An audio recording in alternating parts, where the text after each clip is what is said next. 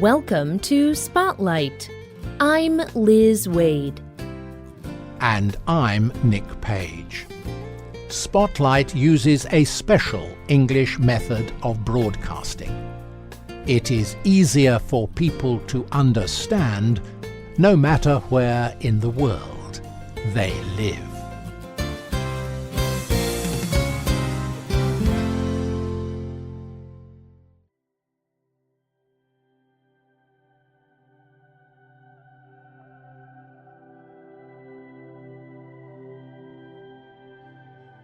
The conditions in Antarctica are very extreme. The temperature is often well below freezing. There are very few plants. The continent is mostly covered with ice. It is almost impossible to live there. But every year, many people try to explore it. One such person is Felicity Aston. She works as a meteorologist in Antarctica. She has been studying Antarctica's weather for over 10 years. But Aston does not just study Antarctica. She also explores it. Today's spotlight is on Felicity Aston. She is the first woman to cross Antarctica alone. Felicity Astin has always dreamed of exploring Antarctica. When she was a child, she enjoyed stories about Ernest Shackleton. Shackleton was the first person to travel to Antarctica's South Pole. Shackleton was very famous, and he is Astin's hero. Astin told Mother Jones magazine, "I have always recognized that Antarctica is a place where people want to prove how strong they are. It is a place where these kind of amazing heroes were made." In 2000, Aston decided she wanted to follow her hero's example. She joined the British Antarctic Survey. She studied in Antarctica with a large group of scientists for 3 years. This experience confirmed Aston's dream. But she wanted to achieve even more. So she began planning a major trip. In 2009, Astin planned a group trip to Antarctica's South Pole. You may remember another Spotlight program about that trip. Astin led a group of 8 women from different countries. The group used only the power of their bodies to complete the trip. They did not use vehicles, dogs, or special equipment. Instead, they used long, thin skis on their feet. With these, they slid on top of the snow. When necessary, they walked and climbed. After 38 days, the women reached the South Pole. They had traveled 900 kilometers. This was a major achievement, but Aston kept dreaming, and she began planning her next trip. This time, she wanted to travel across Antarctica. And she wanted to go alone. She knew the trip would be very difficult, so she began to prepare.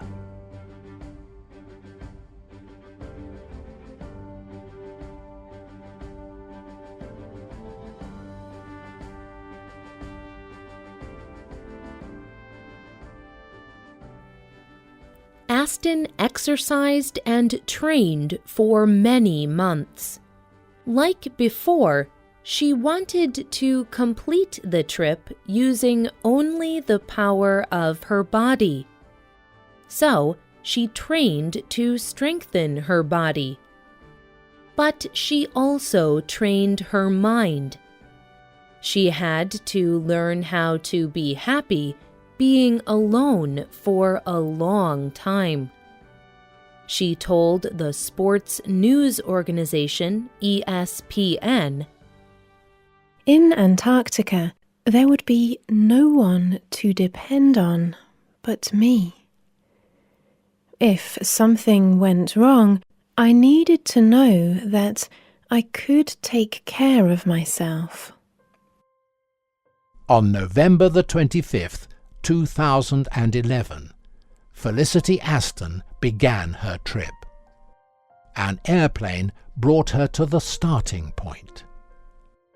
Aston told ESPN how it felt when the airplane flew away. "I never felt so small. All around me, as far as I could see, there was no other sign of life. Just me."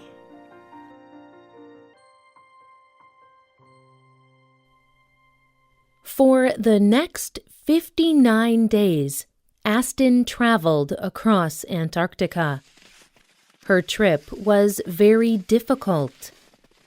On the 4th day, she experienced very strong wind. She tried to use her tent to protect her from the wind. She struggled to put the tent together in the wind. It took a very long time. Finally, she finished. She told Mother Jones magazine, "Once I was in the tent, I remember sitting there. The winds were beating the tent. At that minute, I recognized that there was no one to come and help. I had to get myself out of this difficult situation."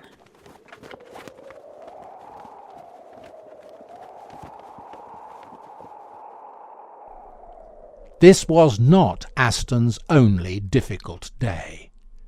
She experienced other problems as well. She had to cross very large crevasses in the ice. These large, deep divides in the ice are dangerous. Crevasses can be many meters wide and many meters deep. Often the only way to get across them is to climb. For Astin, the crevasses were the most frightening part of the trip. She feared that the ice would change position while she was climbing. She feared being trapped and that no one would find her. She told ESPN, "I was very frightened of the crevices, but I was able to cross them well. Because of this, they were also some of the best parts of the trip for me. I experienced the power to face my fears and defeat them. This is both the most difficult and most pleasing part of a trip like this." Aston also struggled with being alone. She told the Guardian news organisation, "The mornings were the most difficult. I would think, I cannot do this. I need to get out of here. Every single morning, I would feel the same thing. Some mornings, I would get past it with positive thinking. Other mornings, I would cry. Other times, I would turn on music as soon as I woke up. On January 22nd, 2012, Astin reached her end point, Hercules Inlet. When she recognized that she had arrived, she sat down and cried. She recorded a film of the end of her trip. In it, she said, I am finished. I am on my way home. The only thing I can think right now is that I want to call my mother on the telephone. I want to tell her I am here. I want to tell her I am fine. I do not want to go anywhere now. The airplane will come to me. It is so strange. I cannot believe it. I cannot believe that I skied across Antarctica.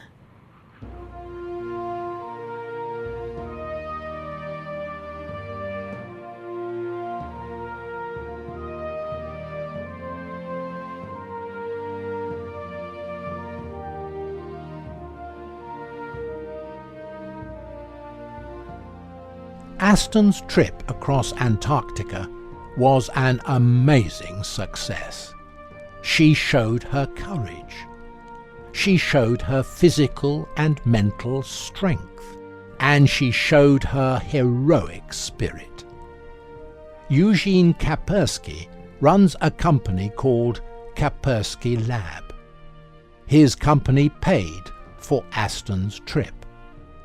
After the trip, he told ESPN, "Discovery is in Felicity's blood. She is always looking for the next bigger, better, more difficult goal. With her Antarctic crossing, she has set the goal higher for other explorers." Felicity Astin traveled 1,744 kilometers in 59 days. It was very difficult. She often felt alone, and sometimes she felt afraid. But she defeated her fear and achieved her dream. She became the first woman to travel alone across the continent of Antarctica. She told ESPN, I proved to myself how strong I am. To me, that is the victory.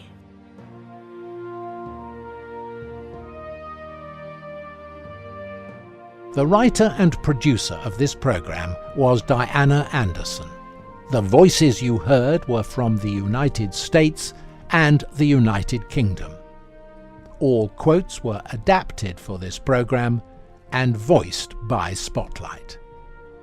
You can listen to this program again and read it on the internet at www.radioenglish.net.